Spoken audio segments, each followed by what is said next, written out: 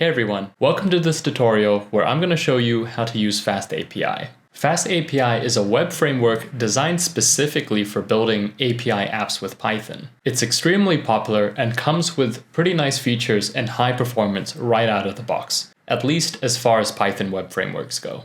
Here are some of the benefits of using FastAPI. It's really easy to learn, as you'll see, and it's also fast to develop with because it comes with some really useful abstractions. And finally, it's async by default, so the performance is also pretty good. This makes it a solid choice for building any kind of Python backend. In this video, we're going to learn how to install FastAPI and use it to build our first app. We'll also check out some of its inbuilt features, like the interactive documentation. Let's get started.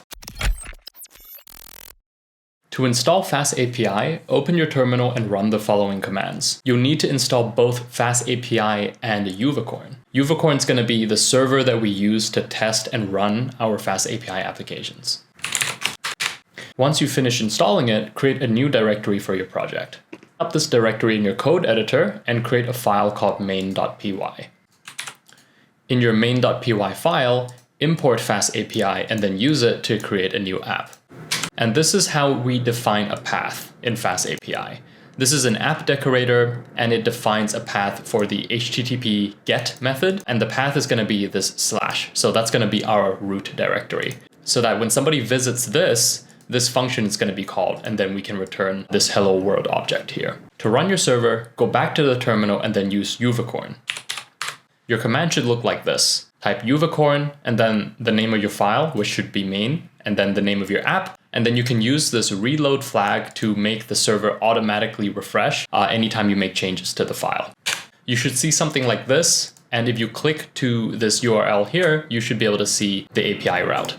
So here we're at the home route, and you can see the hello world object being returned. So now we have a really basic app working. Let's figure out how we can add routes to our application. Routes are going to be this URL when you enter a different thing. For example, you want to see items or you want to see a user. That is a route. So let's see how we can add that next. In FastAPI, routes are used to define the different URLs that your app should respond to. You can create routes to handle different interactions. So let's say we wanted to build a to-do list application. We'll need different routes to add or view the to-do items on the list. Let's go back to our app and start by creating an empty list of items. So this is going to be our to-do items. Next, I'm going to create a new endpoint for our app, and this one is going to be called create item. And users can access this endpoint by sending an HTTP post request to this items path. And it's going to accept item as an input. So this is going to be a query parameter. So once it receives this item, it's just going to add it to this items list. And we can actually make it return the item, or we can make it return the whole items list as well, just so that we can see the results of different things we add to the list. To test this, open up a new terminal and then send this curl request directly to our URL. We're going to pass in the item by using a query parameter like this at the end of the URL. So once you send it, it should return the current list of items, and you can see here we've just added an apple to that list. But we can modify this and add other items too. So now we've added 2 items, and this endpoint works for adding new items to the list. To view a specific item on the list, we're going to create a new endpoint using the get decorator again. The path for this endpoint is going to be /items/item ID inside the curly brackets. This is a way to say that if we go to a path, like for example /items1 or /items2, then we can actually use that variable and use it to query this items list. Now, be careful because every time you make a change, the server will reload and this items array will be reset back to this empty array. So before you test this get items endpoint, make sure you create an item first so that there is actually something there. So I've just refreshed my server and I've added this apple and this orange item again to my server. And now I can use this get request with this 0 index to get the first item. So if I do that, I get apple. And if I run it again and change this index, I should get the orange. That's because whatever you put here as this index will become this item ID variable, or whatever the name is, in your function, and then you can use that as a parameter.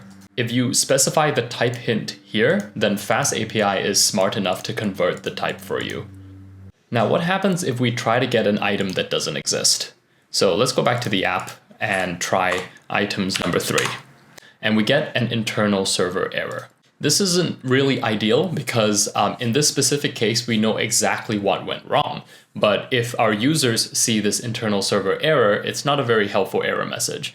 So the next thing we're going to look at is how to raise very useful error messages so that when you're developing the app, you can debug it and figure out what went wrong.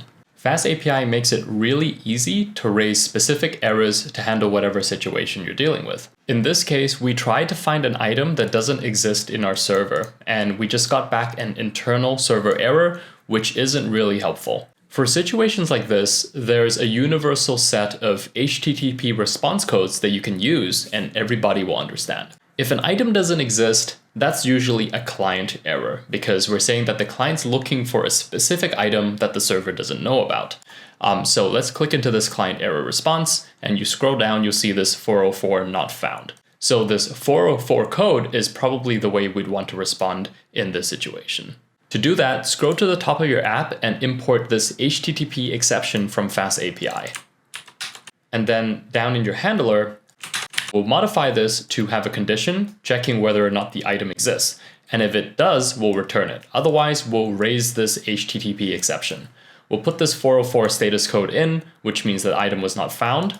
And you can even use this detail parameter to give more information about why it wasn't found. Now, if I go back to my terminal and then run the same request again, you'll see that our error has updated to something much more useful. Next, let's dive a little deeper into how we can send information to FastAPI. We're going to look at how you can use request and path parameters. Now, back in our project, we actually already have an example of a path parameter, which is this create items here, because this item appears as a query string in the URL path. But this is probably not the right way to do it, so we're going to turn this into a JSON payload later. But for now, let's create a new endpoint, which I'm going to call list items. This one's going to use a query parameter as well, and this time it's going to be an integer. FastAPI is smart enough to convert the type of the parameter for us. So even though when we send a URL request, they're all technically strings, type hint this as an integer, then it's going to convert this into an integer. And this particular function is going to take this limit query parameter that we specify and use that to return some number of items from the list. So if we put in limit 3, it's going to return the first 3 items. Or if we leave it default 10, then it's going to return 10 items from the list.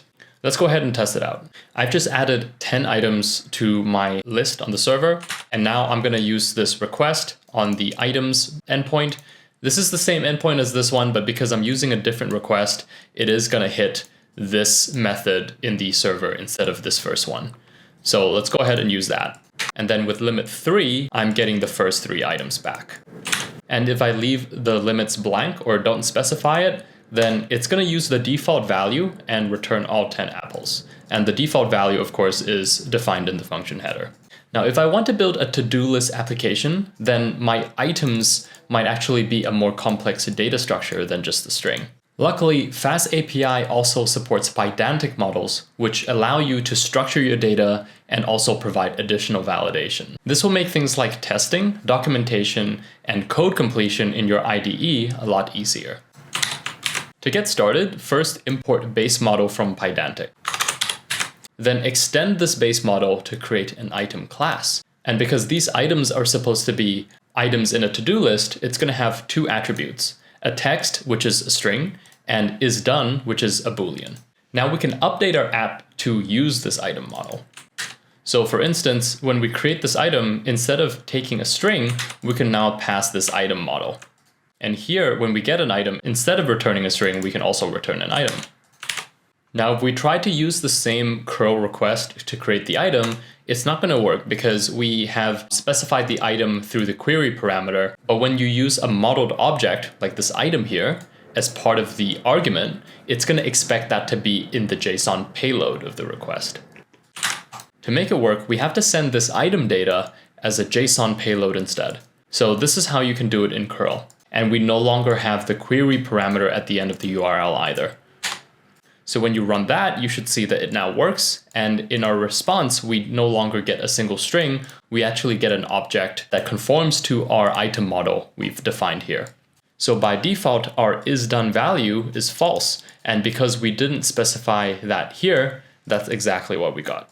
Now, if I go back to my model and I want to make one of these fields required, for example, this text here, I can simply delete this default value. And now when I go back to my terminal, and if I try to send it something that doesn't have a text value, for example, I call this title instead, it's going to fail because now it's validating the request model for me. So this is another nice advantage of using Pydantic with FastAPI, is that you can really easily just create validation for your server as well. So far, we've looked at how to model the request data and the input payload to FastAPI. Let's look at how we can model the response as well. This is actually super easy because all you need to do is just use the same base model from Pydantic for your response. So for example, let's go here where we list the items or where we get the item.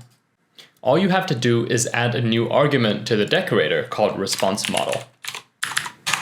And then just put the item class that you'd like returned from this response. Similarly, if you want to put the response model for a list of items, you could do it like this. So now this is just another way to tell our server and our interfaces that the response from this endpoint would be conforming to this model here. And this is really useful if you want to build a front-end client that interacts with FastAPI. By doing this, it makes it really easy to work with front-end frameworks like React or Next.js, because now you have a defined response structure that you can rely on. Now I'm going to show you one of my favorite features of working with FastAPI, especially if you're just starting out. This is the interactive documentation feature. Whenever you start a FastAPI server, you get a documentation page for free that you can actually interact with and use to test your API. So far, we've been doing all our testing in the terminal, but it can be pretty hard to type out this command over and over again or to make modifications to it. If you go back to your local FastAPI server and then add this docs to the end of your URL, you'll get taken to this Swagger UI page where you get to see all of your endpoints, you get to see which HTTP method they accept, and if you click into them, you can also look at the type of parameters they take. You can even test them. So for example, here, let's test our post request. Click try it out, and then just update this request body with whatever you want. Then when you hit execute, it's going to give you the curl command you need to run to test this out in your terminal, but it's also actually going to send the request, and you can see the response body here. So this is really useful because you can see how your API is configured, and you can also just test it easily without having to fiddle around with commands in the terminal. And if you type in /redoc instead as the path, you get this other set of documentation. And I think it's pretty much the same thing, so use whichever one you prefer. And there's a very small link here, but this one's also actually quite useful. But if you click it, you get this JSON file, which is basically everything you need to know about your FastAPI server. So here it's got all the paths, all the different schemas of each path, and all the different responses that can be returned. So this is really useful if you want to just export this JSON and build documentation or build a front-end client, maybe in JavaScript or something, that can interact with your server. Although FastAPI is quite popular and easy to use right now, how does it compare to an industry standard framework like Flask, which has been around for much longer and has much wider adoption? Well, FastAPI is async by default, so it can handle a lot more concurrent requests right out of the box, which I think is nice. And as you've seen, it's really easy to use. The way you define routes, define response models, validate data, and throw HTTP exceptions is as simple as it could be. So with Flask, I don't have a side-by-side comparison at the moment, but if you go trying to do the exact same thing, it's just a little bit more fiddly. Currently though, Flask does have higher adoption, and it is an open source project with community support. So you know that using Flask, at least it's reliable and you can build on it, and there's a lot of resources. FastAPI is still new, although it's gaining popularity quite quickly. I think some of these points compare to Django as well, except that Django is a heavyweight framework. So if your use case is going to be a very lightweight backend, then FastAPI is probably the choice to pick in that case. Hopefully this video has helped you to get started with FastAPI. If you're wondering where to go next, you could look into databases, integrating things like SQL with your FastAPI server, or if you want to build an app for users, have a user system, or secure certain endpoints, you could look at authentication mechanisms, such as JWT tokens. And if you've built your FastAPI app and you want to learn how to deploy it to a server so that it's live and anyone in the world can use it, then check out my video here where I show you how to deploy a FastAPI application on AWS. Otherwise, I hope you found this useful, and thank you for watching.